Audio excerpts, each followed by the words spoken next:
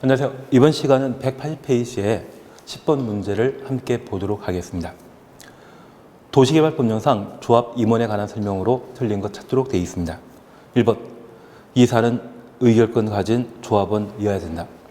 의결권부터 조합원까지 가로 해놓습니다. 이사만이 아니라 조합장, 감사의 자격 요건이 되게 됩니다. 2번입니다. 겸직 제한에 관한 사항으로 이사는 조합장 겸할 수 없다. 3번, 감사의 선출은 총회 의결 거쳐야 된다. 총회 의결 가로 해놓습니다. 정하나 게임이라는 말 기억해 주셔야 됩니다. 정관 변경, 환지계획 수립 변경, 개발계획 수립, 임원 선임 그리고 조합 해산 합병에 대해서는 총회에서만 의결할 수 있습니다. 그래서 정하나 게임의 임원 선임에 관한 사항으로 총회 의결 대상이 되게 됩니다. 4번입니다. 조합장은 총회 대의원의 이사회의 의장이 된다. 당연한 이야기인데 우리가 꼭 하나 기억하실 것은 이 조합장이 대의원의 의장이 될 수 있습니다. 다만 이사는 대의원의 대의원이 될 수 없습니다.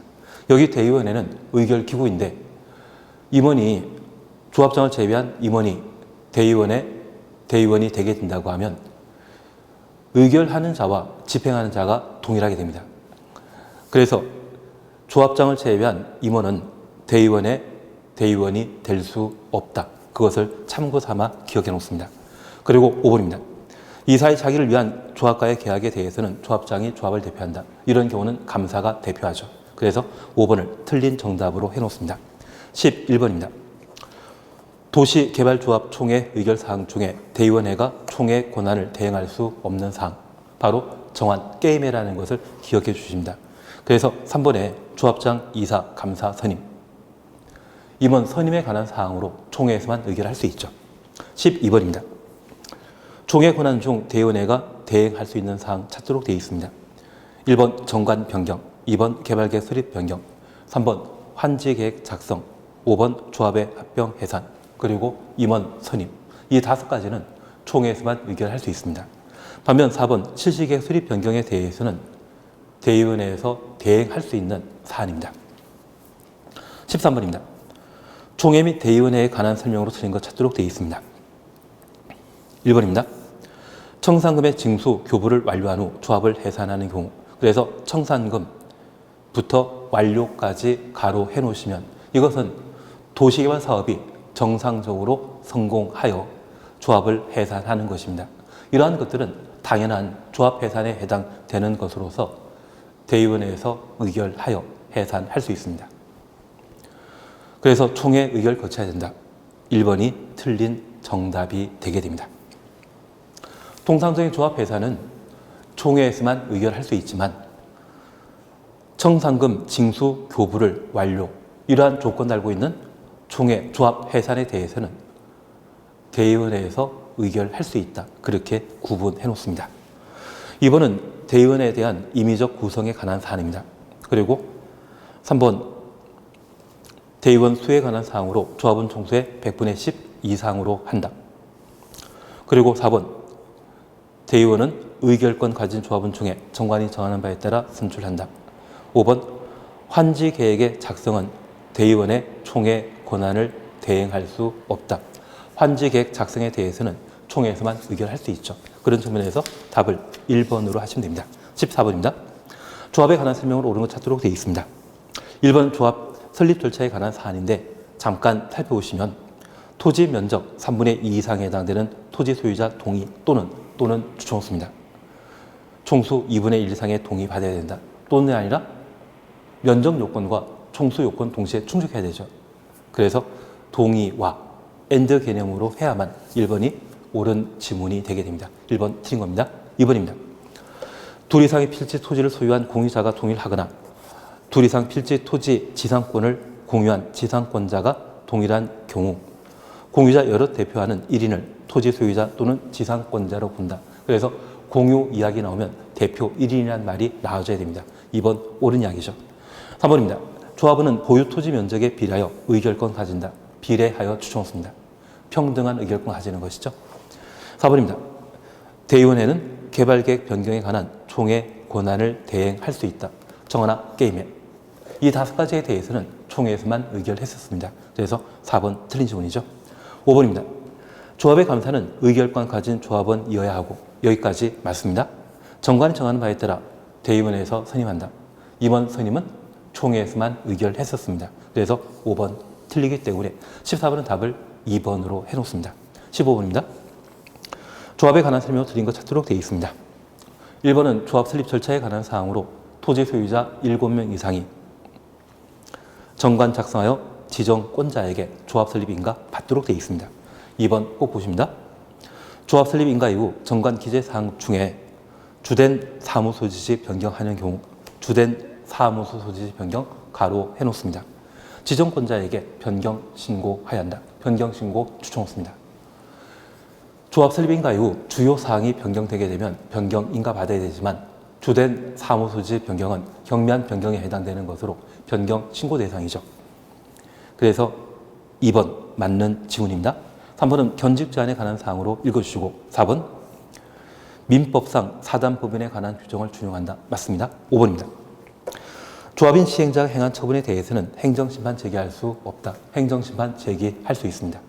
이 조합이 시행자로 지정받아 도시개발 사업을 시행하면서 다양한 처분했을 때 행정청의 처분으로 의제하여 해당 처분에 대해서는 행정심판할 수 있습니다.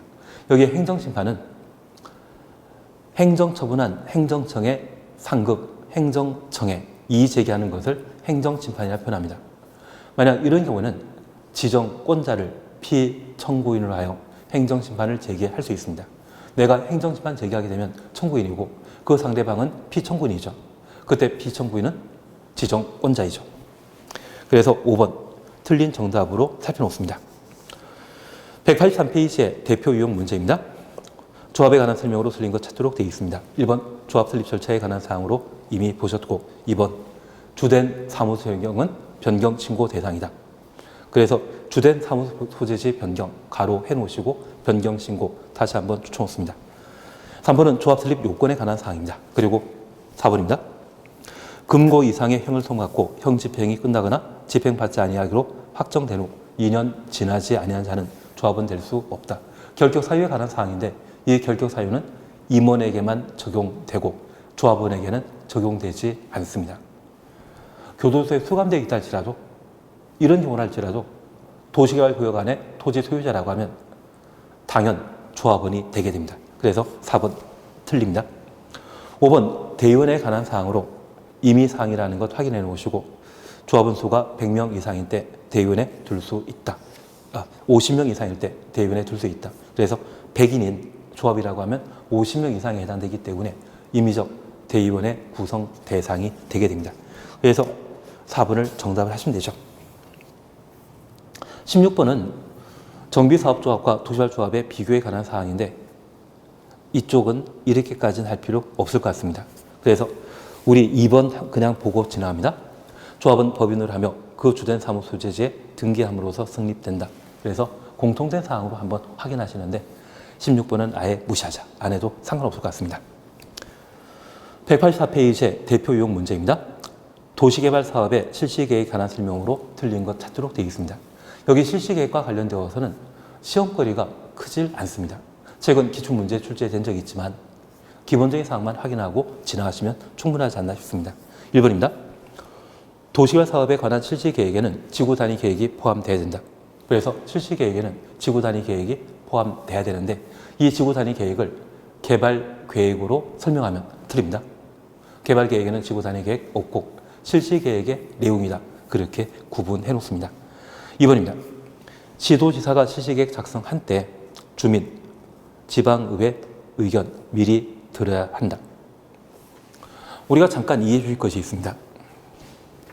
각종 행정계획 수립하게 되면 행정계획 수립 시에는 주민 의견 청취하도록 되어 있는데 저 주민 의견 청취하지 않는 행정계획이 3개 존재합니다. 국토계획법에 단계별 집행계획, 이 단계별 집행계획은 재정계획으로서 도시공개설 사업 시행 시기가 한계된 사안입니다. 이 단계별 집행계획 수립에 있어서는 모두 1단계에 포함되는 것을 원하기 때문에 주민 의견 청취해봤자 별볼이 없거든요. 그래서 주민 의견 청취 없이 단계별 집행계획을 수립하게 됩니다. 그리고 두 번째, 기반시설 부담 구역에는 기반시설 설치 계획을 수립해야 됩니다. 그런데 이 기반시설 설치 계획은 기반시설 부담구역 지정 고시한 날부터 1년 내 설치 계획을 수립해야 됩니다. 1년 사이에는 사람 마음 바뀌지 않기 때문에 주민 의견 청취하지 않습니다. 다만 이 기반시설 설치 계획과 비교되는 것으로서 기반시설 부담 계획이라는 게 있습니다. 기반시설 설치 계획에서 정해진 기반시설 설치하고자 하면 돈이 들어가거든요.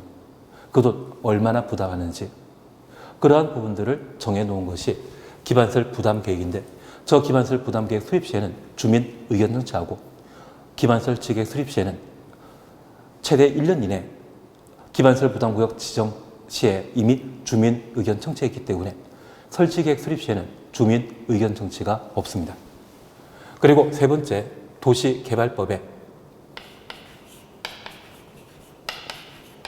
실시계획 수립 시에는 주민 의견 청취하지 않습니다. 그러면 도시군 개설 사업에도 실시계획 수립하거든요. 도시군 개설 사업 시행 시에 실시계획 수립에 있어서는 주민 의견 청취하고 개발법과 관련된 실시계획 수립 시에는 주민 의견 청취가 없습니다. 그래서 2번 틀린 정답으로 파악해 놓습니다.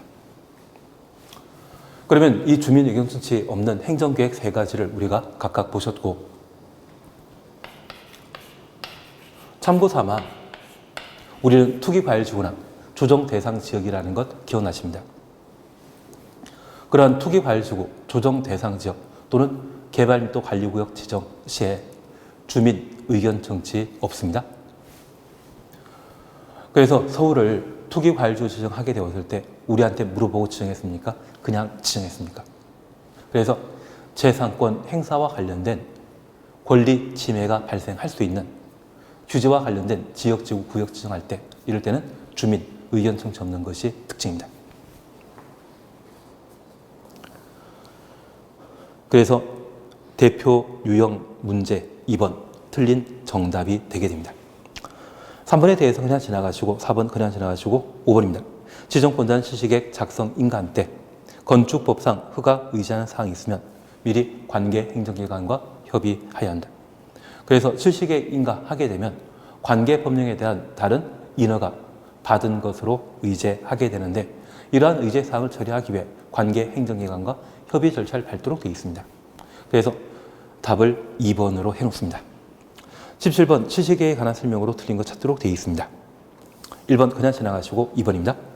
시행자는 지구 단위 계획에 포함된 실시계획 작성하여야 하며 개발계획에 맞게 작성하여야 한다. 여기 실시계획은 2단계 수립하는 계획이거든요. 1단계 수립한 개발계획에 부합해야 됩니다. 하위 계획이기 때문에 개발계획에 부합해야 됩니다. 그래서 2번 맞는 지문입니다. 3번 그냥 지나가시고 4번입니다. 고시된 실시계획 중에 국토계획법에 따라 도시군관리계획으로 결정하여야 하는 사항이 종전 도시군관리계획으로 결정된 사항에 저촉되면 실시계획 고시된 내용으로 변경된 것으로 본다. 실시계획 인가 고시되게 되면 도시군관리계획이 결정 고시된 것으로 의제하게 됩니다. 그래서 종전 도시군관리계획과 저촉되는 변경된 사항이 있다면 신법 우선원칙에 따라 이번에 실시계획으로 실시계획 고시함으로써 도시군관리계획이 의제된 사항이 새로운 것이거든요. 새로운 것으로 변경된 것으로 인정하게 됩니다.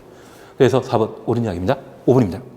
지정권자는 시행자가 도시개발구역 지정고시로부터 6년 이내 실시계획 인가 신청하지 않으면 시행자 변경할 수 있다. 우리가 잠깐 이해해 주실 것은 1실 2차기 시행자 변경 사유입니다.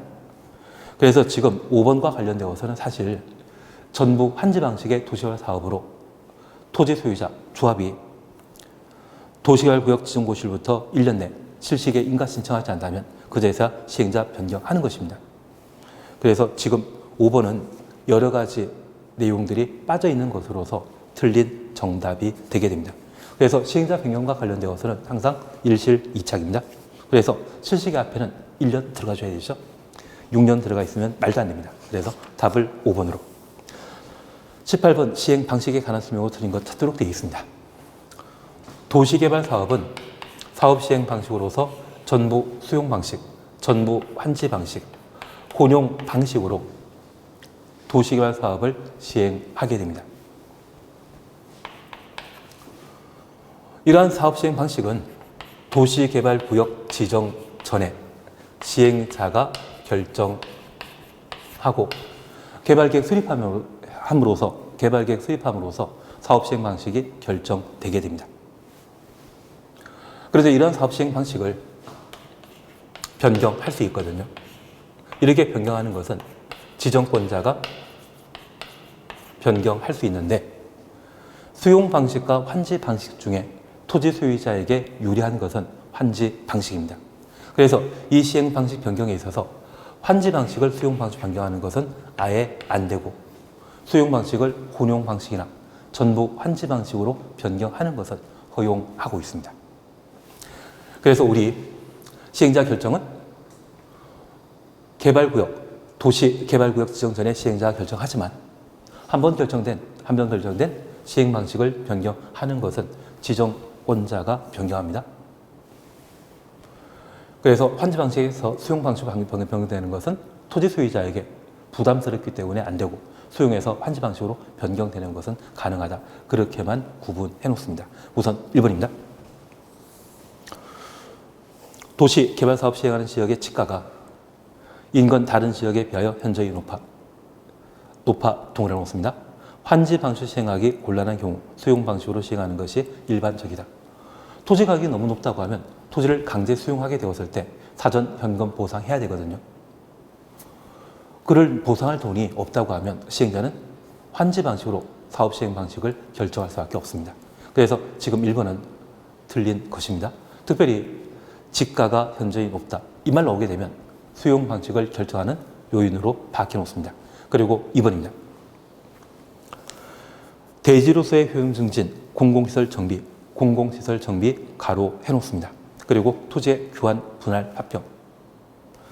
토지 교환, 이게 환지 방식이거든요. 그래서 토지 교환이라는 말 또는 공공시설 정비라는 말 나오게 되면 환지 방식을 결정하는 요인으로 박혀 놓습니다. 그리고 3번입니다. 계획적이고 체계적인 도시개발 사업을 집단적인부터 가로 열어놓습니다. 조성, 공급까지 가로 닫아놓습니다. 여기 집단적인 조성, 공급이라 하면 종전 농경지를 신도시로 만들고자 한다고 하면 도시개발 사업이 필요할 겁니다. 집단적인 조성, 공급이라 하면 그런 도시개발 사업을 신속하게 빨리 시행하는 것을 의미하는 것으로서 이러한 표현 나오게 되면 수용 방식의 결정 요인이 되게 됩니다. 4번 그냥 지나가시고 5번입니다. 지방공사인 시행자가 토지 등의 수용 또는 사용 방식으로 시행하는 사업을 전부 환지 방식으로 변경하는 경우 지정권자는 도시개발 사업의 시행 방식을 변경할 수 있다. 그래서 지정권자부터 변경까지 가로 해놓습니다. 시행 방식 변경은 누가 한다? 지정권자입니다. 그리고 두 번째 이해하실 것은 수용 방식은 토지 소유자에게 시가의 반값으로 보상해주는 형태입니다. 반면 환지 방식은 토지 교환으로서 시가와 근접하거든요. 그래서 토지 소유자에게 나쁜 수용 방식에서 환지 방식으로 변경하는 것은 가능한데 이렇게 변경하고자 한다면 시행 방식 변경은 지정권자가 하는 거죠. 그래서 5번 맞는 이야기입니다. 최근 5번과 관련된 지문이 시험에 나온 적이 있는데 기출문제 출제된 적이 있는데 우리가 꼭 기억하실 것, 환지 방식에서 수용 방식 변경되는 것은 인정하지 않습니다. 토지 소유자에게 유리해야 된다는 걸 다시 한번 살펴놓습니다. 그래서 18번 답을 1번으로 해놓습니다.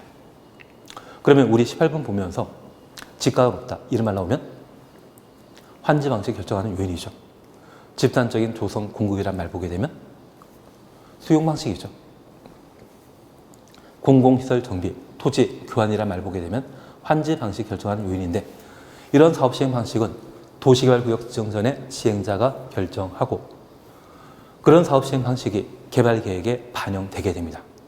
그리고 한번 결정된 사업 시행 방식을 변경하고자 한다면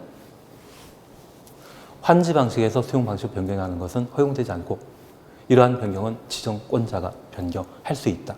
그런 부분들을 각각 살펴놓습니다. 19번입니다. 틀린 것만 묶어놓은 거 찾도록 되어 있습니다. 1번 맞는 지문입니다. 그냥 읽어오십니다. 2번입니다. 수용 또는 사용 방식은 지가가 현저히 높은 경우에 시행하는 방식이다. 지가 높다. 환지 방식의 결정 요인이었죠. 그래서 니은 틀립니다. D것입니다. 수용 또는 사용 방식은 대지로서의 효용 증진과 공공시설 정비 가로 해놓습니다. 시행하는 방식이다. 공공시설 정비 이 말 나오게 되면 환지 방식의 결정 요인이죠. 리얼번입니다. 계획적 체계적인 도시개발 등의 집단적인 조성 공급 나오게 되면 수용 방식을 결정하는 요인이죠. 환지 방식이 있기 때문에 틀립니다. 그리고 미음번 수용 또는 사용 방식, 환지 방식을 혼용하여 시행하는 경우 각각 방식이 적용되는 구역으로 구분하여 사업 시행 지구를 시행할 수 있다. 그래서 수용 방식과 환지 방식을 병행하게 되면 구분하여 사업할 수 있다. 맞는 이야기입니다. 그래서 니은, 디귿, 리얼 틀린 것으로 답을 3번으로 해주면 되죠. 188페이지에 제1절 토지의 수용 사용 방식과 관련된 문제를 풀어나갑니다. 우선 대표 문제입니다. 도시개발 사업을 지방공사가 토지 등의 수용 또는 사용 방식으로 사업을 시행하는 경우 틀린 것 찾도록 되어 있습니다. 1번입니다.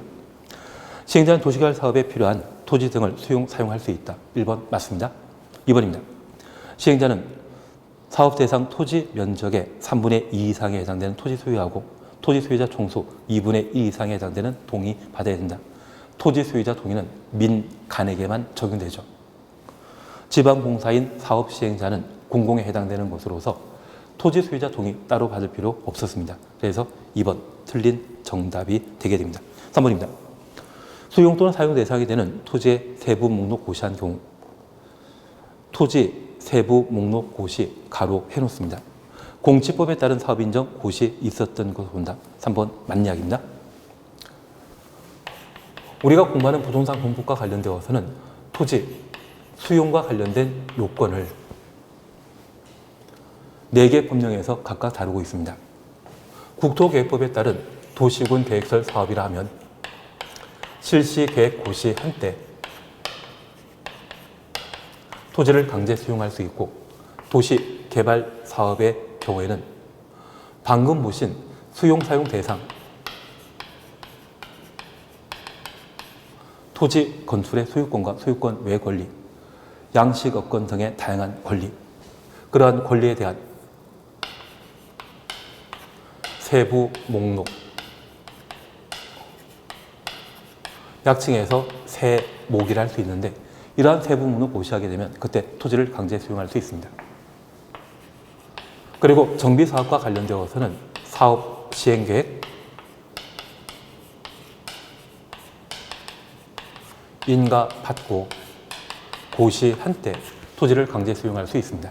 그리고 주택법에서는 공공이 국민주택 건설할 때 사업계획 승인권자로부터 사업계획 승인 받은 때 토지를 강제 수용할 수 있습니다. 그래서 도시군 개설 사업의 토지 수용 시점 요건은 실시계획 고시이고 개발법의 수용은 세부 목록 고시한 때, 정비법에서는 사업시행 인가 고시한 때, 주택법에서는 사업계획 승인한 때 토지를 강제 수용할 수 있다. 그렇게 각각 구분 정리해 놓습니다. 그래서 3번 세부 목록 고시한 때 공지법에 따른 사업인정 고시 있었던 것으로 본다. 그래서 공지법부터 본다까지 해놓으시면 이게 토지 수용할 수 있다. 그런 의미거든요. 4번입니다. 시행자는 토지 소유자 원하면 매수 대금 일부. 그래서 토지 소유자 원하면 가로 해놓으시고 일부 추천했습니다. 지급하기 위해 사업 시행을 조성하는 토지 건축물로 상환한 채권 발행할 수 있다. 맞습니다. 그리고 5번 토지 상환 채권 발행하는 경우 금융기관이 지급 보증받지 아니하나. 공공이 사업 시행하게 되면 보증받을 필요 없습니다. 발행계획 작성하여 미리 지정권자 승인받아야 된다. 지정권자 승인 추천호수입니다. 맞죠? 그래서 답을 2번으로 해놓습니다. 그러면 잠깐 우리가 봐주실 것이 있습니다. 도시개발 사업을 수용 방식으로 하게 되면 이 수용 방식과 관련된 대원칙, 대전제가 있습니다. 수용 방식 사업하게 되면 수용 대상 토지 건축물 소유자에게 사전 현금 보상하는 것이 원칙입니다. 여기 사전 현금 보상이라 함은 개발 사업 하기 전에 미리 돈으로 보상해 주라는 이야기거든요. 그리고 이렇게 토지를 강제 수용했다고 하면 시행자가 직접 개발 사업 해야 됩니다.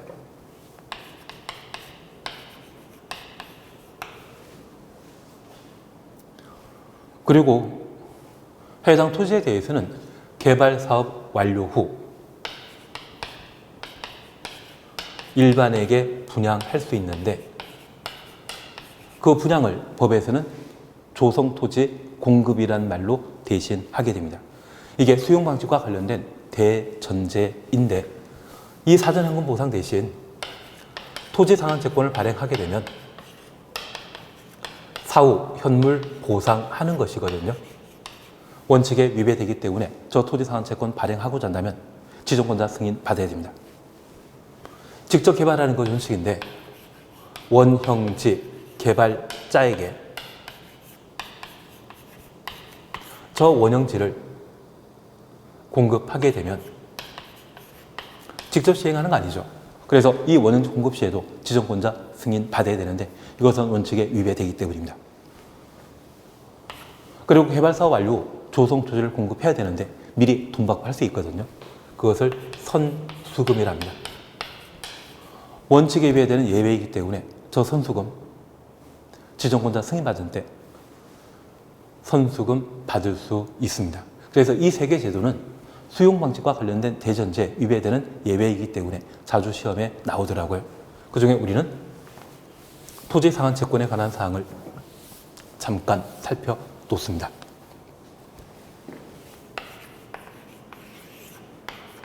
우리가 공부하는 부동산공법에는 국토계획법에서는 도시공개설 채권이 있고 도시개발법에서는 토지상환 채권, 도시개발 채권, 그리고 주택법에서는 주택상환 사채 4가지 제도가 있습니다. 그래서 이 4가지 제도에 대해서는 서로 돌아가면서 매년 출제되고 있기 때문에 한번 정리해 놓는 게 필요합니다. 우선 토지상환 채권은 도시개발 사업을 수용 방식으로 시행하는 때 토지상환 채권을 발행할 수 있습니다. 그런데 우리가 잠깐 이해해 주실 것은 전부 환지 방식으로 도시개발 사업하게 되면 토지 소유자 또는 조합을 시행자로 지정한다. 기억나시죠? 그런데 토지 소유자 입장에서는 수용 방식으로 도시개발 사업하는 것 충분히 가능한데 도시개발 조합의 경우에는 전부 환지 방식인 때만 사업 시행자 될 수 있거든요. 그래서 저 조합이 토지상환채권 발행한다. 이런 이야기 나오면 무조건 틀립니다. 조합은 언제만? 전부 환지 방식의 경우만 도시개발 사업의 시행자 되기 때문에 수용 방식에 따른 토지상환채권 발행자가 못 됩니다. 반면 토지 소유자는 수용 방식으로 도시개발 사업 할 수 있거든요. 그래서 토지 소유자는 지정권자 승인받아 토지상환채권 발행할 수 있다. 그런 표현은 충분히 맞습니다. 그러면 수용 방식으로 개발 사업하게 되면 사전 현금 보상을 원칙으로 하는데 토지 소유자가 원하면 신청하면 매수 대금 일부를 사후 현물 보상하는 토지상환채권으로 발행할 수 있습니다. 그래서 만약 저 토지상환채권을 시행자 직권으로 발행할 수 있다. 또는 매수 대금 전부 발행할 수 있다. 이 말 나오면 바로 틀립니다.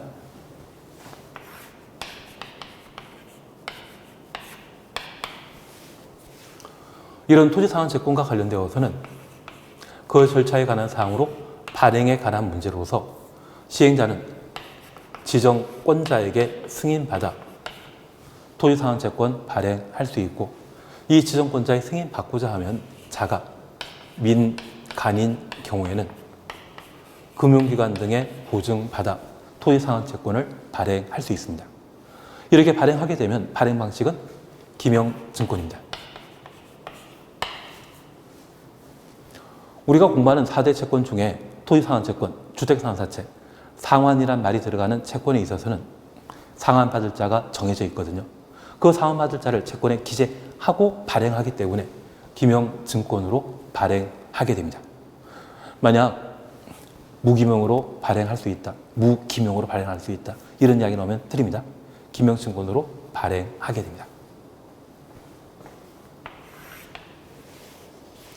이렇게 발행하게 되면 상환해야 됩니다. 저 상환 방식과 관련되어서는 현물 상환하는 것을 원칙으로 하고 저 상환 기간에 대해서는 따로 정함 없습니다.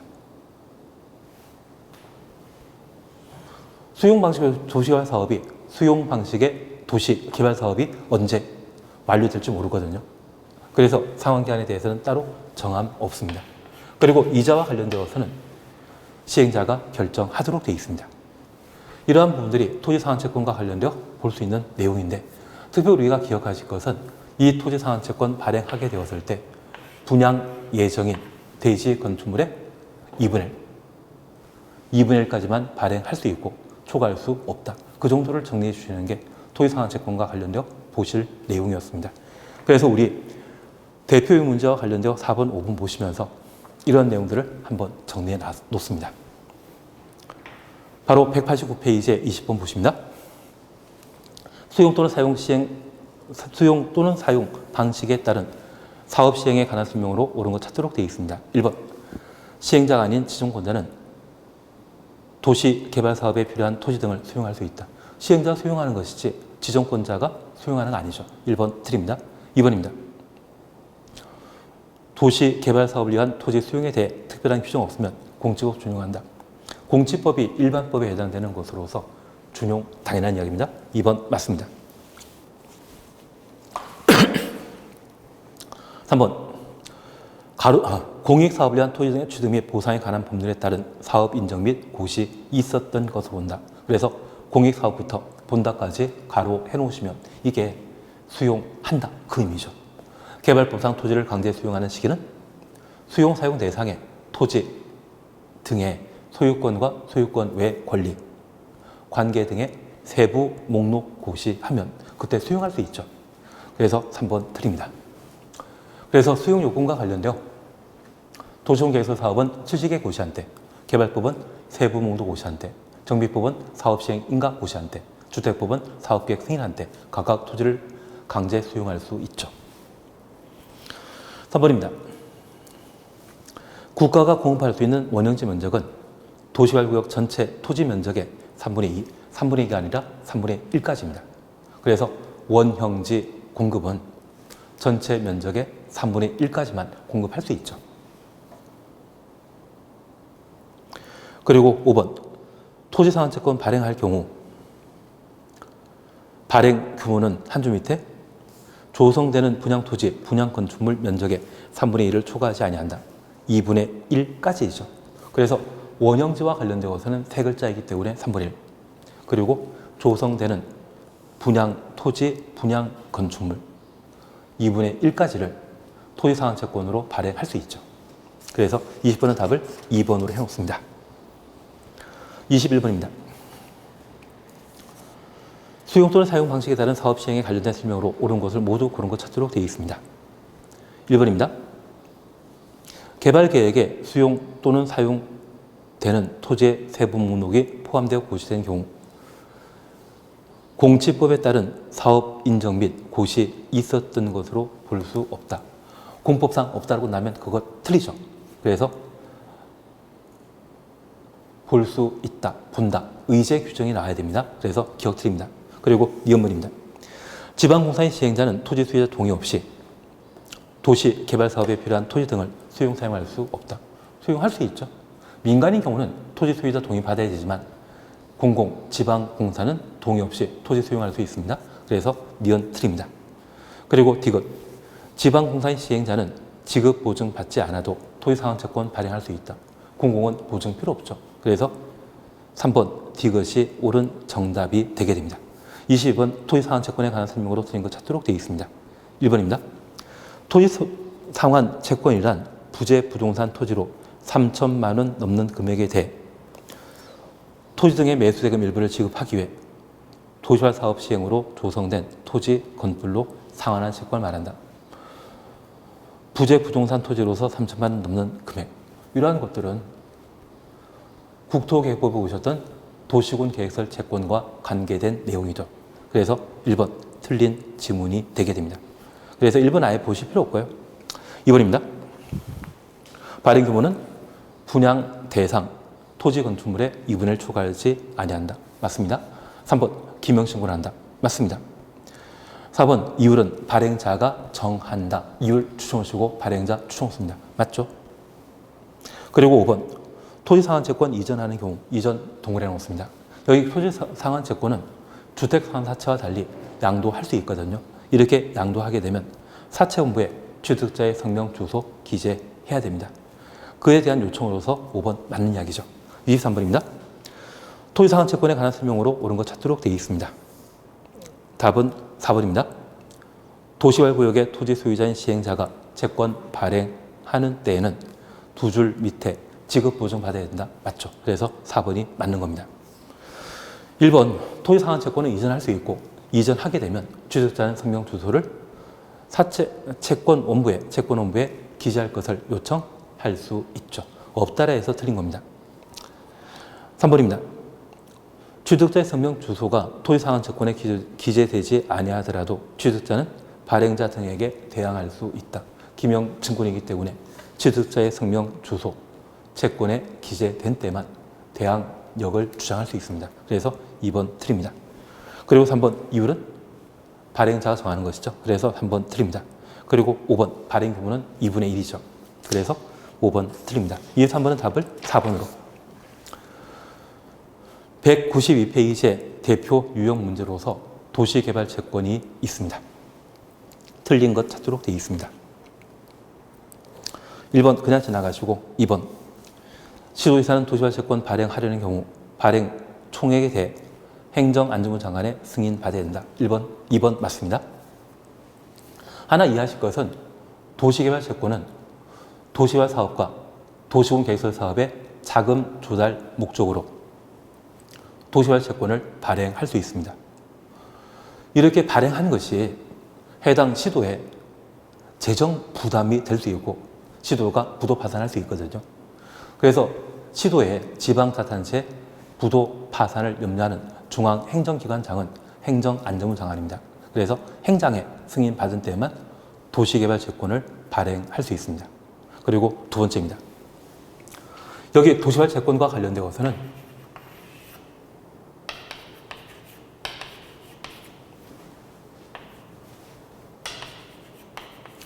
발행 대상,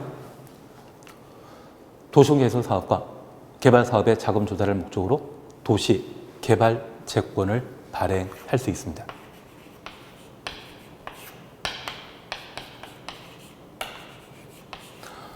이런 도시개발 채권은 도시라 시작하면 도시 책임지고 있는 지방자치단체장인 시도지사가 행장의 승인받아 도시개발 채권을 발행할 수 있는데 이렇게 발행하게 되면 의무적으로 매입할 자가 있습니다. 공공의 도시개발 사업 하게 되었을 때 그 공공과 도급계약 체결하는 자, 그리고 토지 형질 변경에 대한 허가 받은 자, 그리고 민간이 도시개발 사업을 시행하게 되면 그들이 도시개발 채권을 의무적으로 매입하도록 되어 있습니다. 이렇게 발행하게 되면 기명증권이건 전산처리 방식이건 다양한 방식으로 도시개발 채권을 발행할 수 있는 것이 특징입니다. 이렇게 발행한 도시개발 채권에 대해서는 상환해야 되는데 이러한 상환한테는 원칙적으로 현금 상환하는 것이 원칙입니다. 그리고 상환 기간은 5년부터 10년 이내에 상환하도록 되어 있는데 그 상환 기간을 5년 미만으로 또는 20년으로 하는 것 안 됩니다. 상환기간은 5년 이상 10년 범위 내 상환기간을 정하도록 되어 있습니다. 그리고 이렇게 상환하게 되면 이자에 관한 문제가 있는데 저 이자에 대해서는 3년 전까지는 기획재정장관이 결정했었는데 지금은 조례로 결정하게 됩니다. 그리고 이 도시개발채권을 발행하게 되었을 때 특별히 소멸시효에 관한 사항으로 원금에 대해서는 5년, 이자에 대해서는 2년으로 정해 놓고 있습니다. 그래서 원금은 소멸시효가 5년이고 이자는 소멸시효가 2년이다.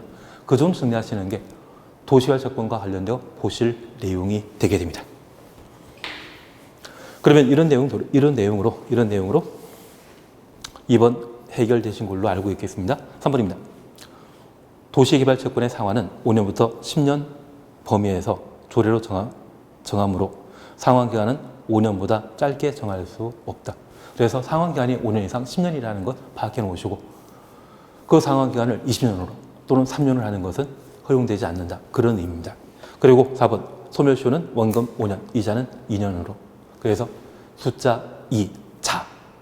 2의 자라 생각하시고 상환기간 2년으로 원금 5년입니다. 그래서 우리 청산금 등의 소멸시효와 관련되어서는 죄다 5년이라는 거 파악해 놓으시고 도시개발채권과 관련되어 이자 숫자 2의 자라 생각하시고 그 소멸시효는 2년이죠. 그리고 5번 매입필증 10년간 보관해야 된다. 매입필증의 보관 기간은 5년이 되게 됩니다. 그래서 5번 틀린 것으로 파악해 놓습니다. 4번입니다. 도시개발채권 발행 방법에 관한 설명을 틀린 것 찾도록 되어 있습니다. 1번 그냥 지나가시고 2번입니다.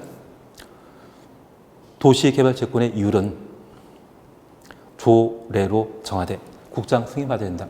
국토교통부 장관의 승인에 관한 규정 아예 없습니다. 그래서 2번 틀립니다. 3번은 상환기간에 관한 사항입니다. 그리고 4번은 시험에 나올 일 없기 때문에 무시하고 5번도 무시해버립니다.